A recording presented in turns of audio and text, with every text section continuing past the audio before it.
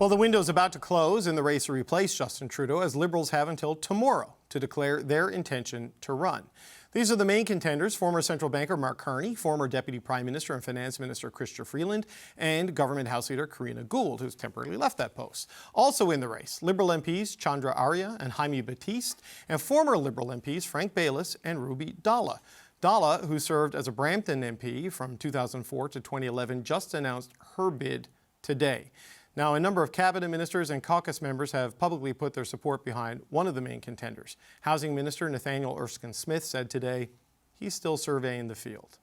And I think a lot of us as Liberals are grappling with who's the best foot forward to make sure we can protect our progress and build on the progress and really push aside the Reform Party politics that has taken that Conservative Party in a really negative direction. I do think people are looking for leadership, and they're looking for who's going to deliver the real leadership we need. When you look across the aisle and you see sort of cartoon slogans and snippy attacks, and we need better than that. All right, the power panel is here with me on this: Sherelle Evelyn, Jordan Leichnitz, Tim Powers, and Amanda Alvaro. Amanda, things are changing fast inside your party. Mark Carney and Freeland said they're going to get rid of the carbon tax. Stephen Guilbeault has conceded the carbon tax was going to go. I want to show you the headline. This is a story first reported by Bloomberg today. It says Freeland to scrap Canada capital gains hike if she's elected. I've confirmed this with Team Freeland that this is in fact, well, source close to Freeland, this is in fact the plan. Is the Liberal campaign slogan going to be "Axe the tax" next time by the time this is over? Because this is where it's headed. Well, maybe you're onto something, David. I feel like you're definitely not going to campaign on the country's least popular policy. You're definitely not going to do that. And Tim, bold strategy. Talk the numbers better than I can, but I can't imagine that anyone would come out right now. You know, the rebate checks are rolling in, and it's still the most negative policy. It's still the most disliked policy. So I can't imagine that any of the candidates would be running on that. They're going to talk about the industrial side of that tax. As far as cap gains goes, this one I have a little more trouble with, because I think that, well, maybe the communications was flawed on how this one came out. I do think that there was room for the party to re-examine how to sell this one through. And because she was part of cabinet, because she was obviously the finance minister, she probably could have made the case for it. Again, though, you're probably going to take the most neutral place possible on some of the policies that have been the ones that have been most controversial. So that makes a lot of sense to me. We're only 6 weeks out. You're going to try to neutralize and then come forward with policies that are both popular for the party, but that you could actually take on Poilievre in the next election.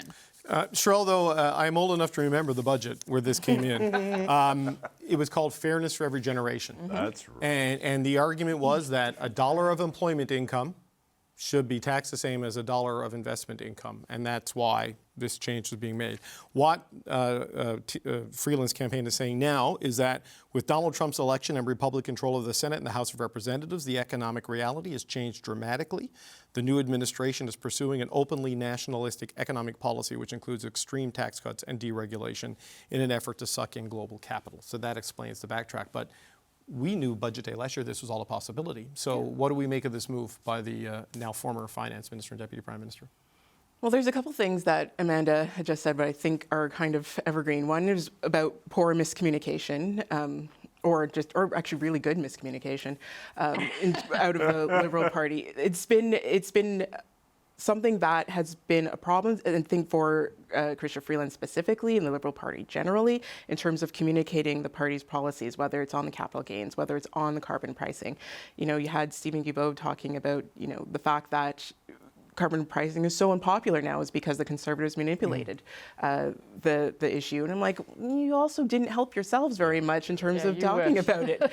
So having something that you couldn't communicate, it kind of makes sense to want to walk it back. But Donald Trump was always in the mix when this was first put forward. Everybody knew it was a possibility that he would get reelected and he would have some sort of economic and nationalistic policy that would make things tough for Canada.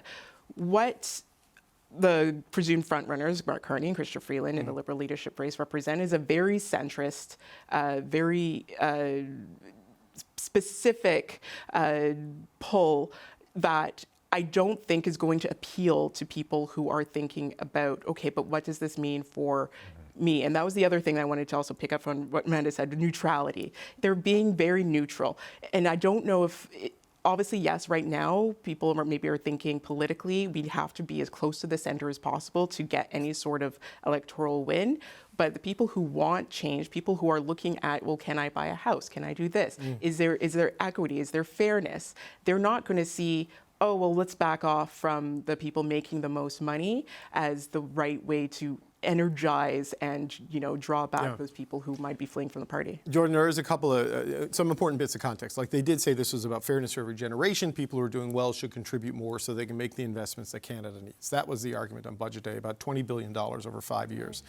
At the time, nobody, I guess, thought or they bet on Biden winning or Harris winning because they were talking about raising capital gains in the U.S. at the time.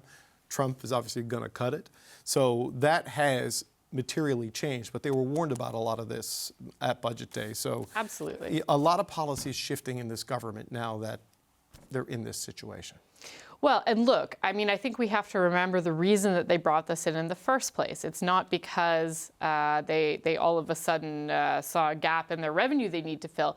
This was about symbolism. This was about making clear who was going to have to pay more in our country in order to fund services and things that other people, regular people, needed. And they made a decision that they were going to try to make the wealthy pay more in order to do that. And so I think that what's most interesting to me about this is the symbolic move that Freeland is making here. So she was responsible for this policy. She was responsible for selling it or not selling it well, which is actually why I think this backtrack is maybe not so great for her, because it was on her if this was not well communicated.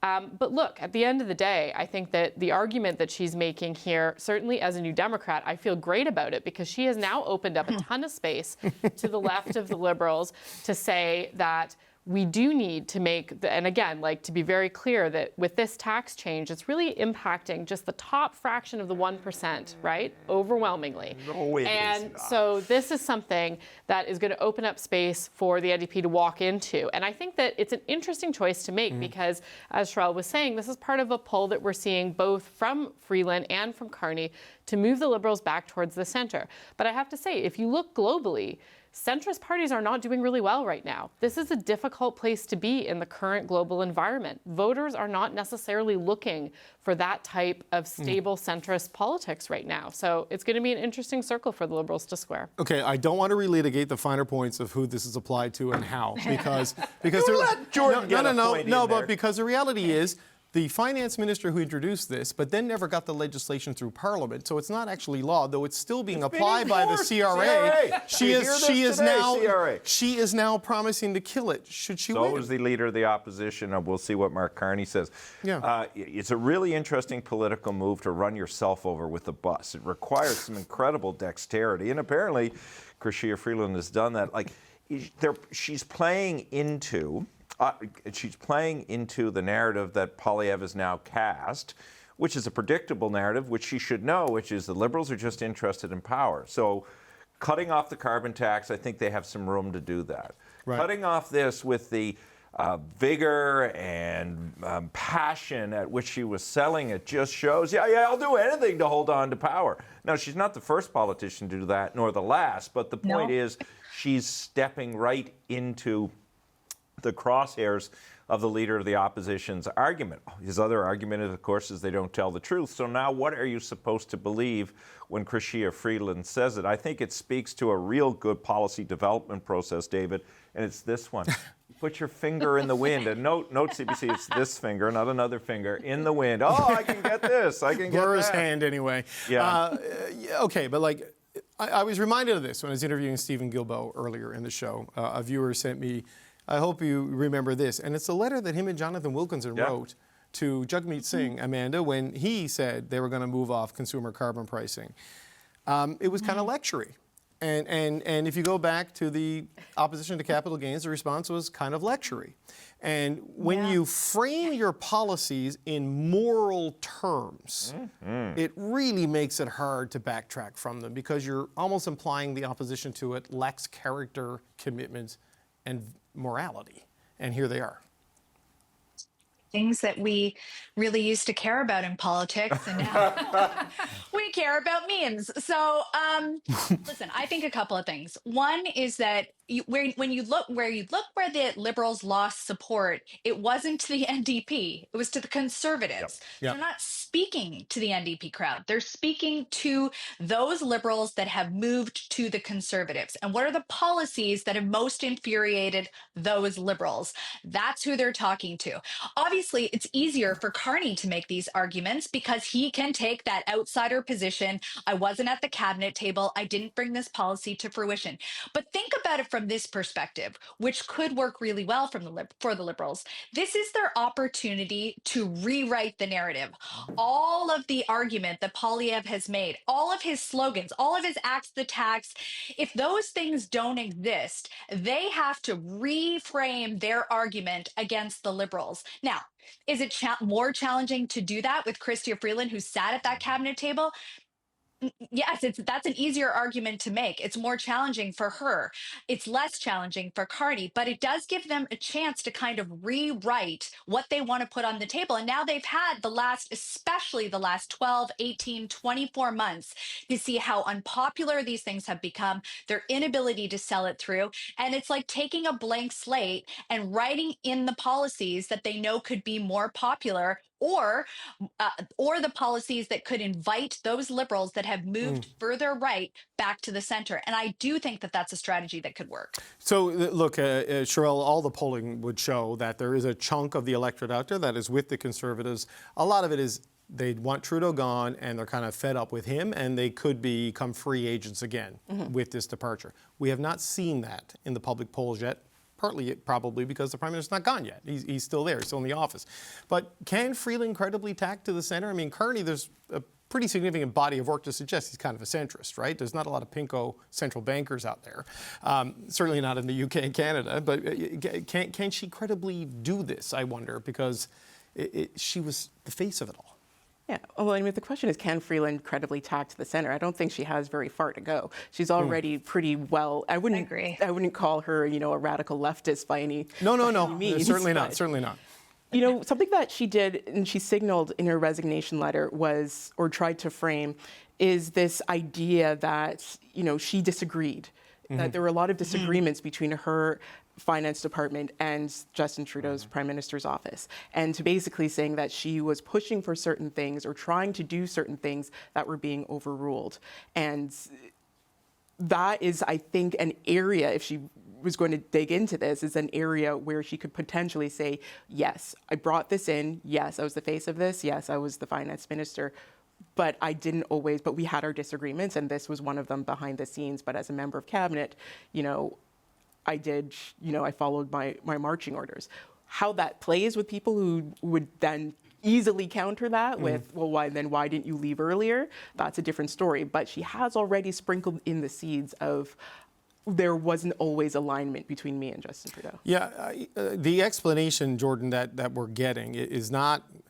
She definitely disagreed on the $250 checks. Yes. She may have disagreed on the HST, GST holiday. I don't know about that specific thing. I don't get that she necessarily disagreed on the capital gains inclusion so much as things have changed with the election of Trump and that policy direction, and we lose competitiveness, but that's a big explanation. The disagreement, as far as we can tell, started about a month ago, just for those keeping track. So there's a real challenge. And yes, I mean, what Amanda says is a very well-crafted path that provides a glimmer of hope for the Liberals. But time is the enemy. And the problem is that Freeland was by the Prime Minister's side for more than a decade, faithfully executing all of the things that he wanted to do in government. So regardless of whether she tacks more personally to the center or not, it doesn't matter because she was the face of that economic agenda. And when it comes down to it, there is so little time for her or Carney to reintroduce themselves to Canadians and for them to convince Canadians that the Liberals have done some kind of a 180 to win back those voters who may have gone to the Conservatives. Because those voters, that universe of switchers between the Liberals and the Conservatives, if you frame the question of the election of who is going to best cut taxes, well, they're going to go for the real thing. So I really think it's a very challenging argument for the Liberals to make, and to have the early days of their leadership race really sucked into this debate around cutting taxes, I think is actually quite unfavorable for them. Well, and just building off something that was said earlier by Amanda, look, yeah, the Prime Minister was, or you said it, sorry, the Prime Minister is still here and the like, but the difference between this Prime Minister and past Liberal Prime Ministers is that he co-opted the Liberal brand.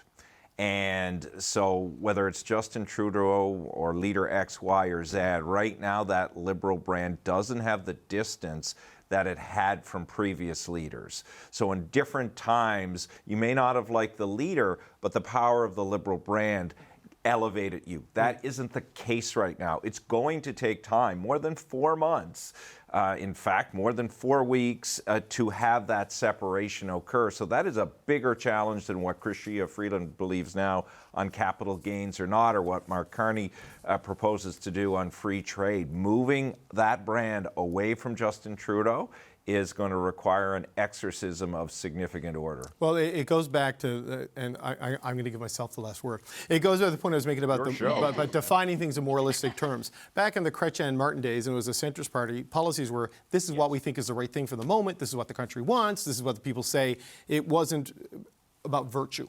And it's much easier when you are a pragmatist and you say you're a pragmatist, it's easier to pivot than when you do it the other way. So this is going to be, it's kind of a challenge of their own making, but well, that's been the past year, hasn't it?